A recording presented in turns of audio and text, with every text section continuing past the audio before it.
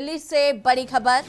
किसान आंदोलन को लेकर सरकार एक्टिव नजर आ रही है। सरकार एक्टिव मोड में है। आंदोलन को लेकर शुरू हुआ बैठकों का दौर। बता दें कि आंदोलन जारी रखे हुए। हालांकि उत्तर प्रदेश सरकार द्वारा या पुलिस प्रशासन द्वारा इन सब जगहों को खाली करने की बात भी लगातार की जा रही है।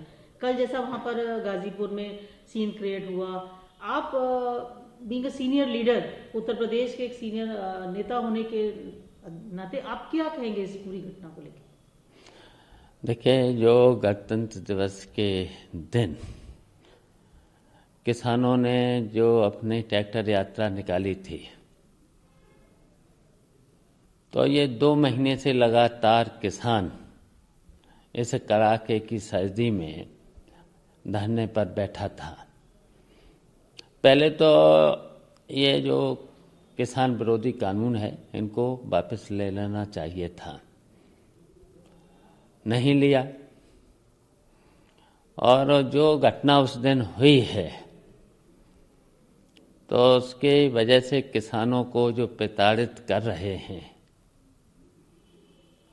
तो इसकी वजह से पूरे देश का किसान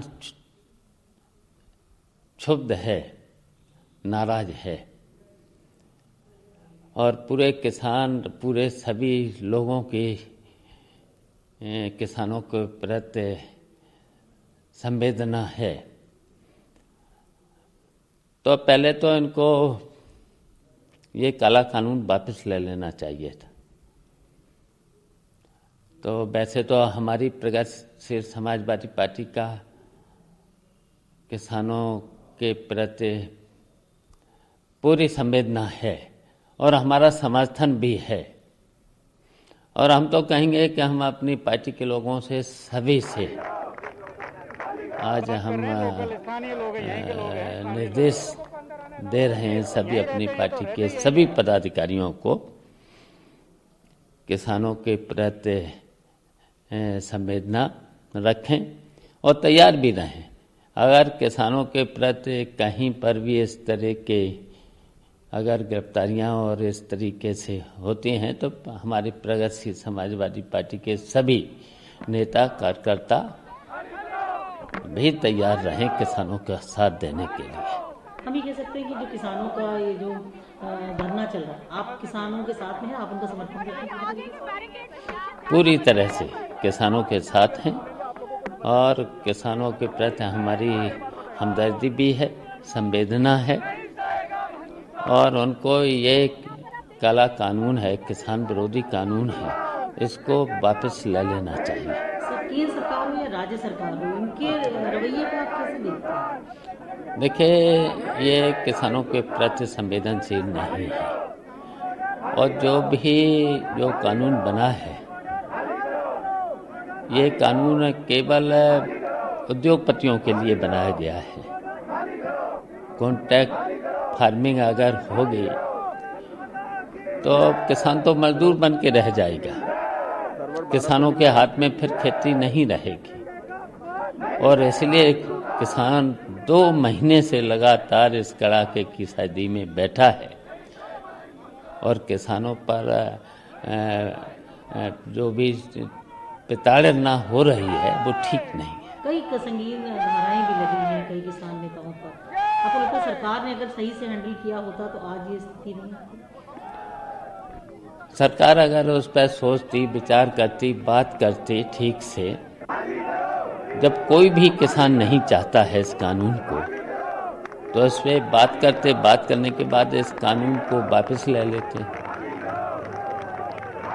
वापस लेना चाहिए था उनको।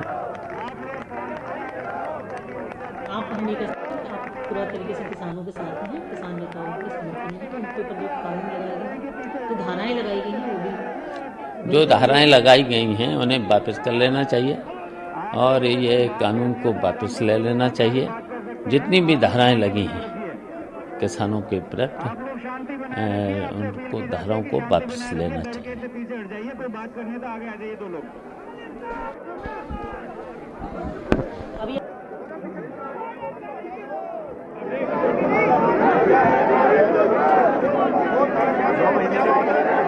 और अब आपको सीधी तस्वीरें जो दिखा रहे हैं यहाँ पर जो बॉर्डर्स पर लोग पहुंचे हुए आपको नजर आ रहे हैं, ये वो लोग हैं जो लगातार ये मांग कर रहे हैं कि सिंघू बॉर्डर, टीकरी बॉर्डर, जो भी बॉर्डर्स हैं उनको खाली किया जाए। 26 जनवरी को हुई हिंसा और तिरंगे का अपमान कतई बर्दाश्त नहीं किया जाएगा, इन लोगों का कहना है। और ये लगातार बॉर्डर्स को खाली कराने की मांग कर रहे हैं। उनका कहना है कि इन बॉर्डर्स को तत्काल किसान खाली करें और जाएं।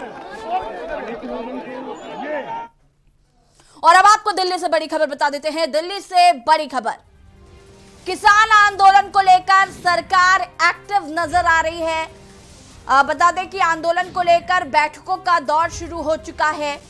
अमित शाह, राजनाथ सिंह, जेपी नड्डा की बैठक हो रही है। गृह मंत्री अमित शाह, रक्षा मंत्री राजनाथ सिंह और राष्ट्रीय अध्यक्ष जेपी नड्डा जी भी बैठक में मौजूद हैं। किसान आंदोलन को लेकर सरकार एक्टिव मोड में है। आपको बता दें कि राकेश टिकैत ने अभी जब मीडिया से बात की तो उन्होंने इस बात को भी कहा था कि हम सरकार से बातचीत के लिए भी तैयार हो गए हैं। तो अब देखना है क्या सरकार बातचीत करती है। हमारे साथ इसी खबर पर अमित दुबे जी जुड़े हुए हैं दिल्ली से। अमित दुबे जी, जिस तरीके से सरकार अब एक्टिव मोड में नजर आ रही है और लगातार बैठकों का दौर जारी है, 26 जनवरी से लेकर अब तक की बात करें तो कई दौर बैठकें ये हो चुके हैं, जिसमें गृह मंत्री अमित शाह शामिल हैं, राजनाथ सिंह जी भी शामिल हैं और जेपी नड्डा जी भी शामिल हैं। इन जो बैठकें हो रही हैं, इनका क्या मतलब निकाला जाए, आगे क्या कुछ चर्चा हो सकती है? देखिए, दिल्ली में भी बैठकों का दौर जारी है। कुछ गृह मंत्री जो है वो बैठक कर रहे हैं और सबसे बड़ी चीज की कैसे अब आगे की कार्रवाई और किस तरह किसानों को हैंडल किया जाए, इसे लेकर लगातार सरकार की रणनीति बनाने में लगी हुई है। और कल जिस तरह से 26 जनवरी की घटना के बाद कल एक बार फिर जो आंदोलन गाजीपुर बॉर्डर जो किसान जाने वाले थे वहाँ एक बार फिर भीड़, ना सिर्फ भीड़ जमा हुई बल्कि तमाम दल जो है वो लगातार वहाँ पे पहुंच रहे हैं। किसानों को विपक्ष का जमीनी समर्थन जो है मिल रहा है। कुछ संजय सिंह की बात से जो आम आदमी पार्टी के सांसद है वो मुजफ्फरनगर जा रहे हैं, जहाँ किसानों की महापंचायत चल रही है। तो जाहिर तौर पर सरकार भी अपनी रणनीति बनाने में लगी है, क्योंकि 65 दिन जो है लगभग आंदोलन को होने जा रहे हैं। और ऐसे में किस तरह से किसानों को आगे वार्ता के लिए बुलाया जाए या किस तरह से किसानों को मनाया जाए, जिस तरह की घटनाएं हुई है इससे भी कैसे निपटा जाए। लगातार जो है किसान अपने आंदोलन की जो क्षति हुई थी, खासतौर पे लाल किला की घटना के बाद, उसे डैमेज कंट्रोल करने की कोशिश कर रहे हैं। और कल जो हुआ खासतौर गाजीपुर बॉर्डर से, उससे लगता है कि किसान एक बार फिर अपनी मुहिम चलाने में कामयाब हुए हैं। अब सरकार को इसे लेकर रणनीति बनानी है और यही वजह है कि अहम बैठकें जो है वो दिल्ली में लगातार चल रही है।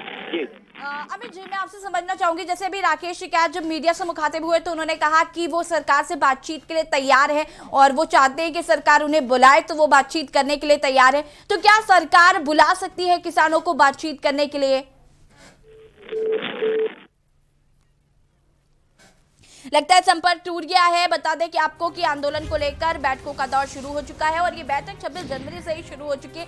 हिंसा के बाद से ही बैठकों का दौर है जो है वो जारी है। बैठक में बजट सत्र को लेकर भी चर्चा हो सकती है। आपको बता दें कि विपक्षी दल कई मुद्दों को लेकर घेरने की तैयारी में है सरकार को, और प्रधानमंत्री नरेंद्र मोदी भी इस बजट सत्र की शुरुआत से पहले मीडिया से मुखातिब हुए थे और उन्होंने कहा था कि ये जो सत्र है ये बहुत अहम होने वाला है और हम हर मुद्दों पर चर्चा करने के लिए तैयार हैं।